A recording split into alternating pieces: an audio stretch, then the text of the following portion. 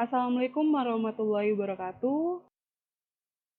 Selamat datang di mata kuliah Sistem Manajemen Basis Data. Dengan saya dosen pengampu mata kuliah Sistem Manajemen Basis Data, Novita Ranti Buntiari. Sebelum kita masuk ke materi, kita akan menyimak kontrak perkuliahan dulu.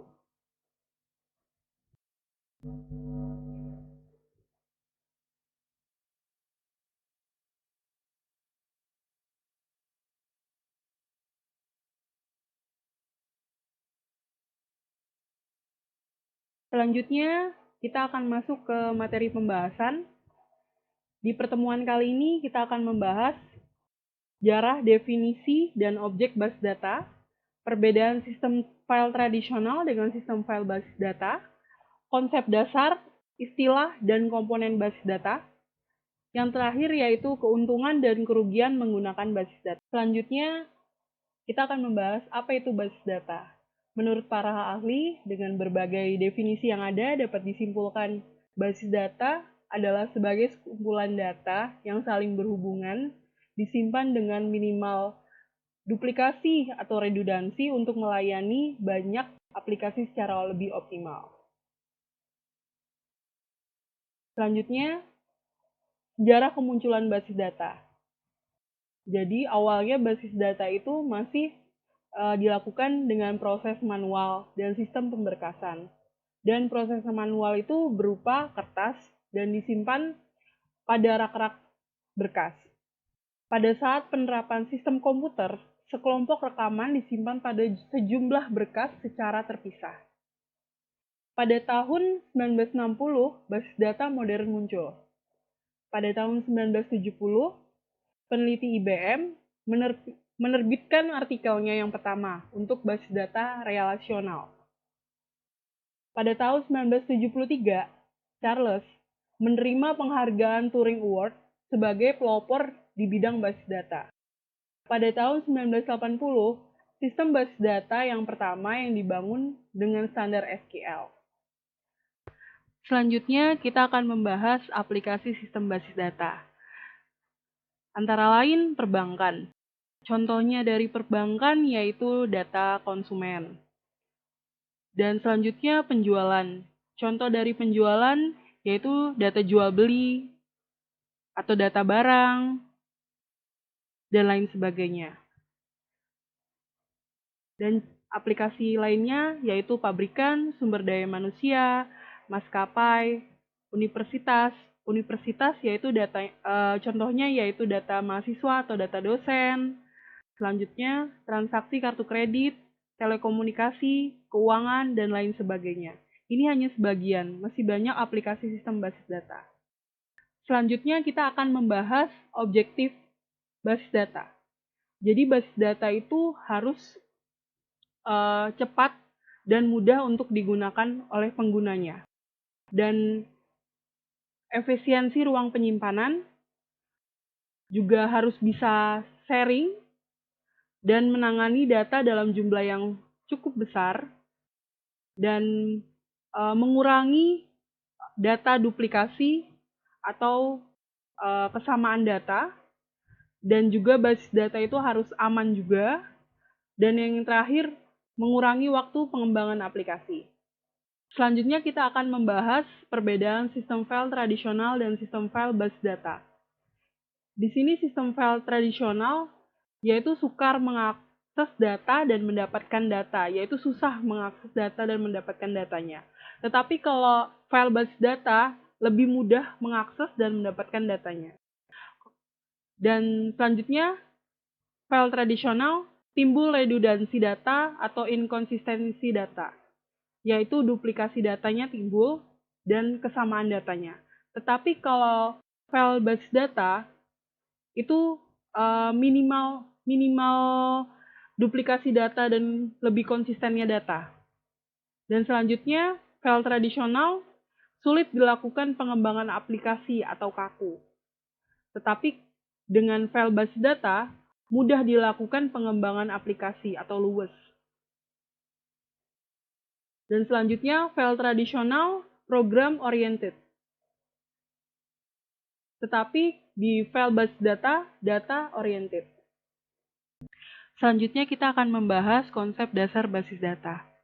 Di sini, data adalah fakta dunia nyata yang mewakili suatu objek seperti manusia, barang, hewan, dan lain sebagainya yang direkam dalam bentuk angka, huruf, atau kombinasi lainnya. Dan di sini juga basis data merupakan sekumpulan data yang terintegrasi yang diorganisasikan untuk memenuhi kebutuhan para pemakai di dalam suatu organisasi.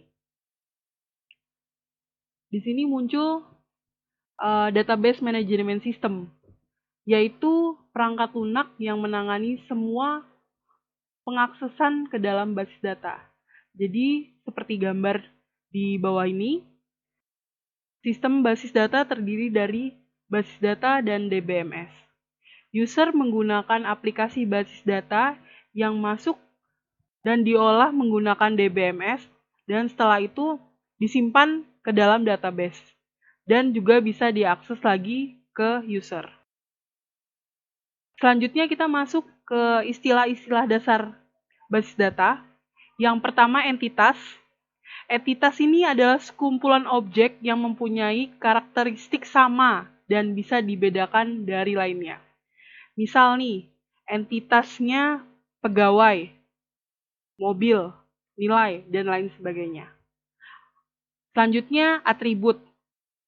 Atribut ini data yang bisa mengidentifikasikan entitas. Misal datanya data mobil, entitasnya entitas mobil. Berarti dalamnya ada nomor mobil, merek mobil, warna mobil, dan lain sebagainya. Selanjutnya, field. Di sini adalah lokasi penyimpanan salah satu elemen dari atribut. Selanjutnya, record, yaitu kumpulan isi elemen data yang berhubungan satu sama lain. Dan selanjutnya adalah file, kumpulan dari record yang menggambarkan himpunan entitas. Dan yang terakhir, basis data, yaitu kumpulan file yang digunakan oleh program aplikasi serta membentuk hubungan tertentu di antara record-record di file-file tersebut. Selanjutnya, yaitu key, primary key, secondary key, candidate key, composite key, dan foreign key. Selanjutnya, kita akan membahas mengenai komponen basis data. Di sini komponen basis data yaitu termasuk data. Data itu data tersimpan secara terintegrasi dan dipakai dalam atau secara bersama-sama. Hardware, yaitu perangkat keras yang digunakan dalam pengelolaan sistem database. Software, yaitu perangkat lunak yang dimana untuk mengakses menggunakan program aplikasi. Dan yang terakhir adalah user, sebagai pemakai sistem database. Selanjutnya, di sini ada keuntungan menggunakan basis data. Yang pertama, kontrol data terpusat. Yang kedua, redundansi data dapat dikurangi dan dikontrol. Duplikat data tadi ya, redundansi. Yang ketiga, ketidakkonsistenan data dapat dihindarkan. Yang keempat, data dapat dipakai bersama, yaitu sharing tadi, antara A ke B maupun B ke A, dan lain sebagainya. Yang kelima, penerapan standarisasi. Yang keenam, pembatasan keamanan data atau security. Dan yang ketujuh, integrasi data dapat dipelihara. Dan yang terakhir, independensi data atau program. Selanjutnya, dari keuntungan ada juga kerugian menggunakan basis data. Yang pertama, itu mahal. Kenapa mahal? Dari hardware dulu ya. Keperluan hardware yang ditambahkan seperti CPU yang lebih besar, terminal yang lebih banyak, alat untuk komunikasi, dan untuk performance-nya yang lebih besar yaitu listrik, personil yang lebih tinggi klasifikasinya, biaya telekomunikasi yang antar lokasi atau kota. Yang kedua, kompleks. Jadi basis data itu kompleks. Yang ketiga, prosedur backup recovery sulit. Sampai di sini pertemuan hari ini. Selanjutnya, silakan mengakses website Scalsa untuk Anda melihat diskusi, daftar hadir, dan kerjakan kuis. Assalamualaikum warahmatullahi wabarakatuh.